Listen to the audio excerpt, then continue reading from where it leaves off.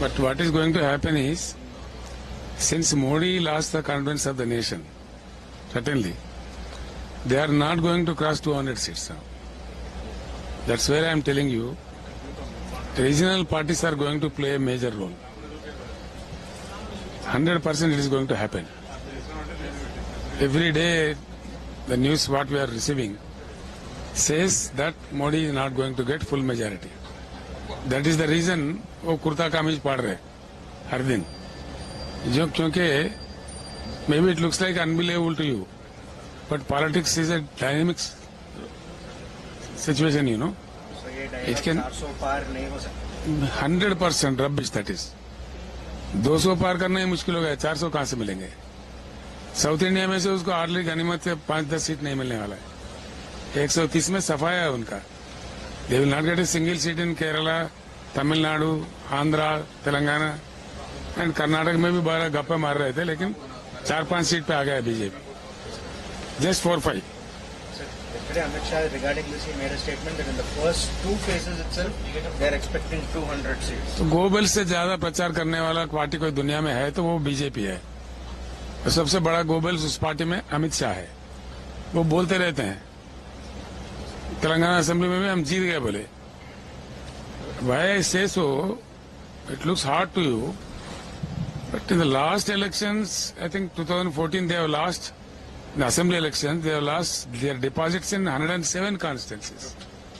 Even in the last assembly election also, they have lost 64 constituencies, they have lost their deposits.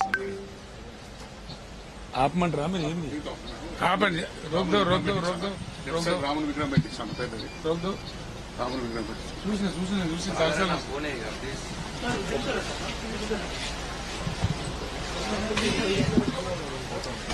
So the question here is, question here is, they say Goebbels, more than Goebbels. తెలంగాణలో 107 సీట్లలో deposit పోయింది బీజేపీకి. మొన్నటి దానిలో 64 సీట్లలో పోయింది. మళ్ళీ ఇప్పుడు కూడా మాకు సీట్లు వస్తాయని మాట్లాడతారు. దానికి ఏం చెప్పాలా? ఒకవేళ వాళ్ళకి సీట్లు వచ్చే పరిస్థితి కరెక్ట్ అయితే మా పార్టీ అభ్యర్థి 2 సీట్లు ఎందుకు తిరిగింది? మీరు చెప్పే ప్రకారం అయితే ఈ రీజనల్ పార్టీస్ చాలా పవర్ఫుల్ కాబోతున్నాయి. డెఫినెట్ గా మీకు డౌట్ అవసరం లేదు, నేను చెప్తున్నా. అట్లాంటి పక్షంలో ఎవరికి సపోర్ట్ చేస్తారంటారు? మేమే కదా, మాకే వాళ్ళు సపోర్ట్ చేయాలా? బీజేపీ వాడో కాంగ్రెస్ వాడు ఎవడో మాకు సపోర్ట్ చేయాలి తప్ప మేము సపోర్ట్ చేసే ప్రశ్న ఉండదు. రీజనల్ పార్టీస్ వాళ్ళకి సపోర్ట్ చేయడం అనేది that is the reason I said it's important. ఈ ఎన్నికల తర్వాత రీజనల్ పార్టీస్ కి వాళ్ళు సపోర్ట్ చేయాలి తప్ప వాళ్ళకి రీజనల్ పార్టీ సపోర్ట్ చేసే సమస్య లేదు. వాళ్ళ నాయకత్వంలో రీజనల్ పార్టీస్ పనిచేయవు. That is going to happen.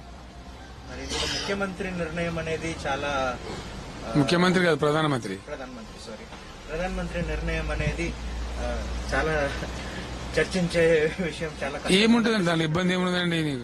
అందరూ అట్లే అనుకుంటారు, అయ్యే పోతే అమాస పోతుంది అని శాస్త్రం ఉంది మన తెలంగాణలో. ఏముంటుంది? ఎవరినో ఒకరు మంచి వ్యక్తిని చూసి పెట్టుకుంటారు, ఎక్స్పీరియన్స్ ఉన్న వ్యక్తిని. దానికి వీళ్ళేం పెద్ద మునగాల, వీళ్ళేం పీకింది ఏమో నాకు అర్థం కాదు. ఏం చేశాను వీళ్ళు? కాంగ్రెస్ ఎంతమంది ప్రధానమంత్రులు ఏం చేసిండ్రు? వీళ్ళు ఏం చేసిండ్రు? దేశం గతేంది? ఇలా మంచి నీళ్ళు లేవు, సాగునీళ్ళు లేవు, కరెంట్ లేదు. 75 ఏళ్ల తర్వాత మినిమం ఇన్ఫ్రాస్ట్రక్చర్ దిక్కు లేదు. ఏముంది ఈ దేశంలో? నాకు అర్థం కాదు అసలు. ఈ దేశం అంతా సర్వనాశనం పడిస్తే కదా. ఇప్పుడు కాంగ్రెస్ టైంలో బ్రెయిన్ డ్రైన్, బీజేపీ టైంలో క్యాపిటల్ డ్రైన్. పారిపోతున్నారు దేశం. People are running away from the country. It's reality. 5-6 వేల కోట్ల ఆస్తి ఉన్నాడు కూడా ఈ దేశంలో ఉండడానికి ఇష్టపడతలేడు. వెళ్ళిపోతున్నారు. ఏ యూరప్కో, ఏ సింగపూర్కో, దుబాయ్కో వెళ్ళిపోతున్నారు. It's very important point I'm telling you. It is going to happen.